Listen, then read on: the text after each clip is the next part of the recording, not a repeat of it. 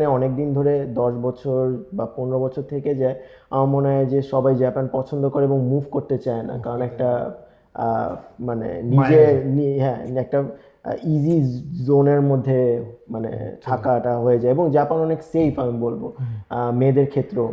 অন্য দেশে আমি কতটুকু সেফ জানি না, অবশ্যই বাংলাদেশের বর্তমান পরিস্থিতি থেকে সেফ, বাট জাপান আমি বলবো যে অনেক one of the safest country সবার জন্য। মানে আমার কাছে আমি যতটুকু জানি বা আমি এখন পর্যন্ত জানি, রাতে 2টা বাজে হোক 3টা বাজে একটা মেয়ে যে কোনো সময় যে কোনো জায়গায় বের হতে পারে। জি জি এইটা এই জায়গায় কোনো এটা কোনো জি ব্যাপারই জি। না। এবং আরেকটা জিনিস সেটা হলো, কারণ আমরা যদি ইসলাম ফলো করতে চাই, যেমন আমার কোম্পানিতে বলবো, আমি যেমন যদি আমি নামাজ পড়তে চাই, আগে হয়তো কেউ বুঝতো না নামাজ জিনিসটা কি।